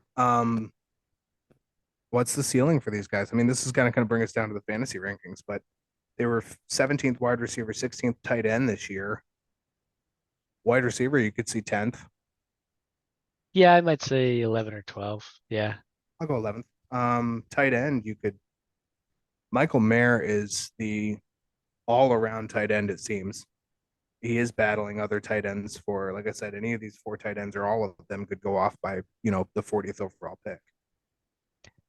Yeah, you think he can hit the ground running? Like we've talked about how it's a slow position. Rodgers doesn't like rookies either. So right. I think he would warm up quick because of the who else would Rodgers? Exactly. Nobody. Look at the group who's there. Yeah. Watson will be in his second season. Dobbs will be in his second season. Torrey will be in his second season. There's not going to be any veterans there under this, hypothetical. I think he would pick up quicker than we think, but Rodgers doesn't like rookies. So what, 14th? Yeah. Quarterback, assuming Rodgers comes back, this is the big thing. You're assuming he doesn't retire. If he comes back, this could be, I'm comfortable putting 5th, 6th. He's Aaron Rodgers. He will have 2 wide receivers who had really good games. He has a very dangerous wide receiver in Christian Watson. You add another tool like Michael Mayer. You add, or you continue to have the AJ Dillon in the backfield who can catch, he can pass catch, and he's a freight train. He's a downhill runner too. I don't know if I'd go quite that high, but let's say 7th. Okay. Running back position. I mean, this is they were 15th this past year, 2022. I'm not comfortable going much higher about that. Yeah. I like Aaron Jones a lot, but he's what, gonna be 28. And it's too expensive. And I think that's the Right. big thing. I expect him to be a cap casualty. Or Yeah. at minimum restructure his deal. We haven't seen truly well, I shouldn't say that. Last season we saw what Dylan can be, and it was pretty good. So yeah, 13, sure. 13th. Okay. I'm trying to see if there's going to be any other cap casualties or that we could possibly. There really aren't. No. 2024, there's no huge salaries that they could dump. They could nickel and dime their way into the, having money available, but not really. Defense, 17th this past year. It's one of the things they really need help with.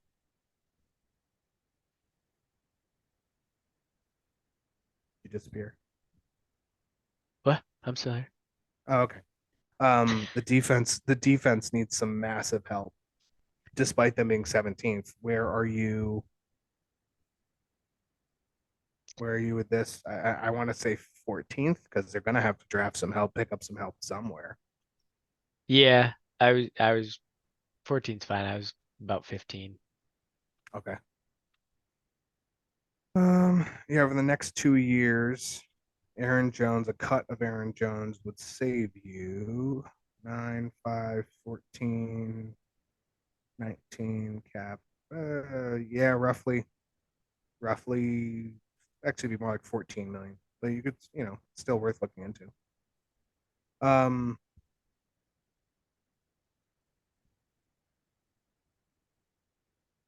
think I put 14th, right? Next team, the last actual team we'll talk about. Pick 17 in the draft. Washington Commanders. Last but least of the NFC East. Commanders are probably the most middle team of the draft that has to pick a direction to go.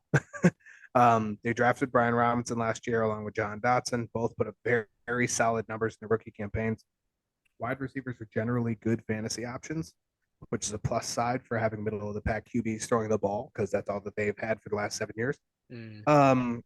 Robinson should clearly be the RB1 this year. He really spent half of 2022 as the RB1. The wide receiver group is extremely solid. I see offensively the tight end and QB spots as being the major ones to improve. Fantasy perspective, keeping that in mind, what's the best option for this team's next QB, draft or trade? I want to say trade, but I don't. They're not rich, so I don't know where else they could go. Right. Yeah. I mean, what I was gonna say trade as well. What is Wentz's contract? I am about to look that up because I want to see honestly a lot of these contracts because Wentz needs to be spent, needs to be dispensed. No, that's not it. Is he up in 2025? Yes, he is. Yeah. There he is. Oh my God, 32 million in 2024. Get out. His dead cap hit this year is once the league year starts, it's nothing.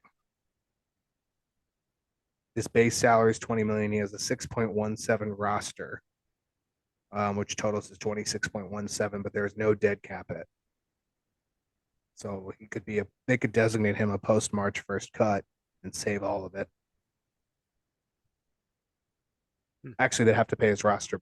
They'd have to pay his roster bonus. I lied. So they'd save 20 million.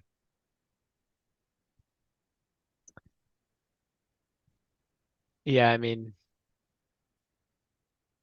it's a team out. Yeah, 0 dead cap, 4 years. Wow, man. I don't know who. I don't know why you don't do that. I don't know why you wouldn't do that. Yeah, or I mean, I was just trying to think like if they could even trade Carson Wentz away, but I don't know who would take him.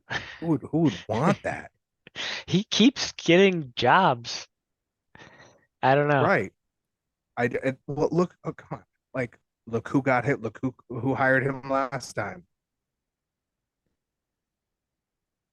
Yeah. Like, shakes head, right? Um, other dead cap. He can. I mean, he should be after March 1st. He should not be on the team.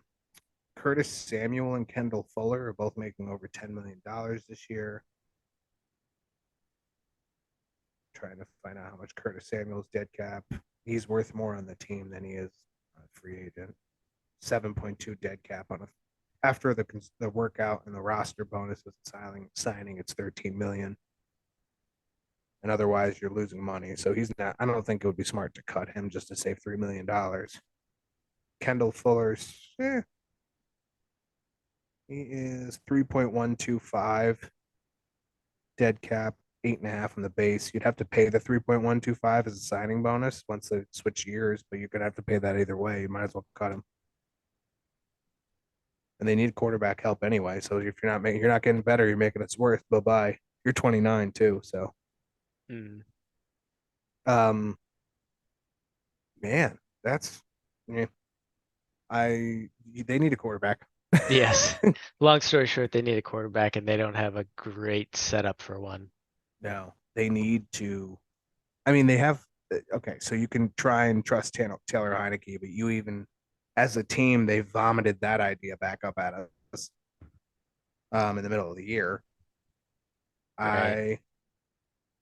I want to think. I mean, you could trade up, right? But you're not going to do that without getting rid of multiple other picks. Right. You know, like there's just really nothing in the cards that says that's going to be the option. So who are you drafting at 19 that you don't despise? You know what I mean? Or at 16, excuse me. Right. I mean, they also need to usher in a new tight end. Logan Thomas, who unfortunately continues to struggle with injuries, his contract is until 2025. And geez, is he 32? There's no way he's really 32. No, I'm sorry. He is. That's You make him. okay. You He's make him. Yeah, 31. yeah. He'll be 33 in 2025. Yeah. Bye. If there's any money to be made from that, save yourself the spot. Yeah. I agree. I don't think they trade up. I think that's too expensive to do so. They're gonna cut him after the. I think they're gonna cut him after the. Yeah. I think they either, yeah, like we said, they either need to trade for a QB or somehow get one in the free agent market and get rid of Wentz, whether it's just getting rid of him or trading him. And then yeah, I feel like tight end is really, I mean, they could obviously continue to build other places. They have a great defense. I don't think they're really losing too many pieces. It's deeper at tight end this draft class. I think they could end up with Dalton Kincaid or Luke Musgrave in the second round if they wanted to. Right. Oh, De'Aaron Payne. Here I'm paying free agent. Yeah. Yep, you ain't bringing him back. Ain't got the money. Right. Yeah, well, I mean, I guess if you cut Wentz, you will. But yeah, but you gotta use you that are for a then quarterback. right. That's it. That was what I was just gonna say. What are you gonna do? Yeah. You're gonna sign. Are you gonna sign Mitch Trubisky, who's gonna be a cap casualty? Oh, Yeah, that'll God. go well. Yeah. Yeah, they're gonna be doing something. They gotta figure something out for QB, and then I just said that about Mitch Trubisky, and I could hear from New York all of the people in Washington going, No, God! right. No, God! So yeah, they're gonna focus on doing something at quarterback, and then in the draft, honestly, they're just kind of building, for the future, getting some fill the holes. Yeah, fill some holes. They're in a good spot overall, pretty much everywhere else other than tight end. So they just kind of need to develop players and fill some holes. Yeah, that quarterback is the big thing, I think, because it doesn't matter what else you have in the wide receiver or tight end. The quarterback can't throw it. Yeah. Which Taylor Heineke can. He's fine. The tough part with this team is they always yo-yo, and they only yo-yo so far. They're almost never a top 5 pick. They're also never in the second round of the playoffs. Right. So what, like, to a certain extent, I want to say take one of your young talents that you drafted, ship them to a team that needs them, and take value in a pick and start playing with things because you're not going anywhere doing this. Oh, well, you're in the toughest division in the NFL. Mm. It doesn't change. If the Giants are bad and you are anywhere near halfway decent, the Eagles and Cowboys are better. So I don't think they make the playoffs next year. I don't think they make the playoffs the year after. It's tough. This team doesn't seem to find a way to do it all the time. 2022 fantasy rankings: 23rd in quarterback, 26th. I don't know where they're going to go. You don't know. And right now, like, your best option with that little cap room is Gardner Minshew. Yeah. I'll put 25th and I'll be nice. Running back 12th. I'm going to put 12th again, and that's probably their ceiling. Wide receiver. This could be like 15th. Yeah. They have a good group there. Tight end, they're 24th. I'll go 21st. Perfect. I don't see. It depends on who they draft and where they get them from. But defense was 7th, and you got some holes now. If you don't draft cornerbacks, you can slouch again. I'm gonna say 10th. Yeah, I was gonna say, yeah, something like that. Yeah, very, very fair. I don't have high hopes for the Commanders going forward. This might be the year they end up with a top 5 pick because they have so much to. They have to pick a direction. That's why I said the first thing they have to pick a direction to go. Are you a running team or are you a passing team? You have 3 great wide receivers. Are you going to run the ball a lot though? Because then you get rid of one of them. Get rid of all of them. I don't. Like, what are you doing? Yeah. Last team we'll talk about, and it's a bonus because this just happened in the last few days. Let's assume Brady's actually retiring, right? I mean, regardless of whether he's retiring or not, he's not coming back to the Bucks, it seems. Okay, that's fair. So the entire secondary is a free agent. Like Mike Edwards, Antoine Winfield, Sean Murphy Bunting, I think is a free agent. Like there's so many. The state Keanu Neal, all of them free agent. Byron Leftwich is gone from the offensive coordinator position. How do they get a new quarterback? They held the 19th pick in the first round, but really have no outstanding assets to move up in the 10 to 12 positions to get the top prospect that they probably need. Yeah, I mean, it's a similar conversation to the Commanders, but they're almost weirdly in a better position because they have so much more that they need to replace that they probably just need to go into a full rebuild. You mean Tampa Bay does? Yes. Yeah. I don't hate that. Mike Evans, his contract is up in 2024, so he has 1 year left on it. Mm-hmm. Once the calendar switches over, he's a $21 million dead cap, so he's not going to go anywhere. But he's valuable, right? Especially if you were to pay some of the salary leaving, and I mean some. He would be a 1 year rental. You're not going to get a whole hell of a lot for him. He's also 29, going to be 30. Yeah. Devin White's a free agent next year. Cameron Brate, Shaq Mason, all fairly small dead cap hits if you want to cut them. Donovan Smith, your left tackle, is also a free agent. His dead cap hit as of the turn of the year is 7.9 and save 8 there. If you're going rebuild, you're cutting all of these people or trading them in some way. Right. You're getting whatever picks you can and you're starting bare bones. And I'm talking about trading Mike Evans. Yes, I know that's very shocking. You are going to roll with Chris Godwin, at least until his contract is up, which I think is 2025. And I am correct. You're correct. When he will be 29 years old. His dead cap hit is nowhere better until 2024. So you might be doing the same thing next year with Chris Godwin. Also in that conversation, Shaq Barrett, Carlton Davis, those are 2 other dead cap casualties for 2024 being next year. None of them are great numbers to swallow, however. It seems Yeah. like you want to say the draft is the way to go for this team, and yet there's nothing you can do to get a quarterback in this draft. Right.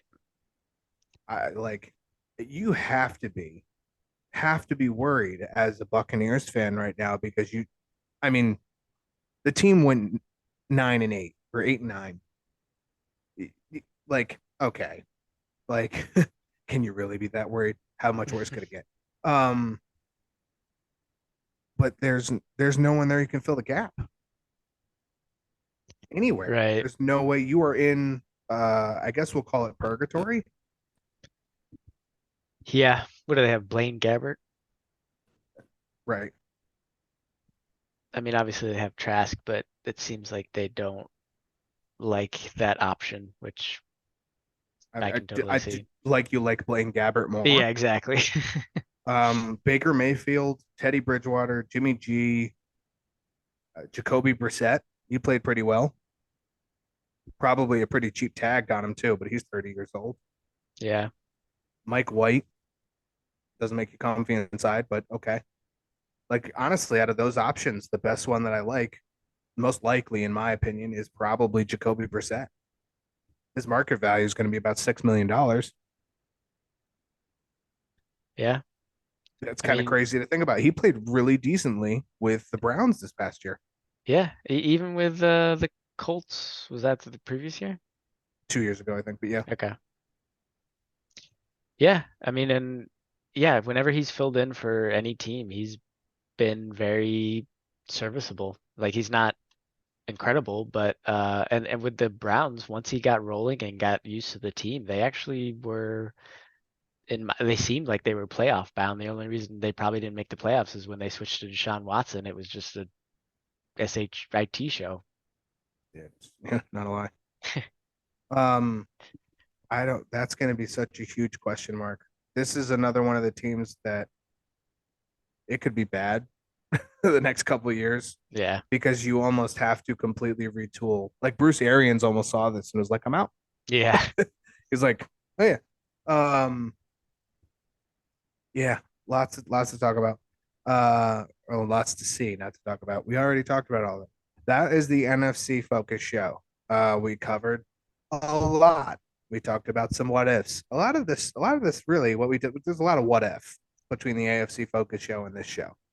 But it's kind of fun to what if at this point in the season because they've been thinking about it for like 3 weeks. Right. So there's Hopefully no what longer. if. Right. Well, if they're some of these teams, right? Absolutely.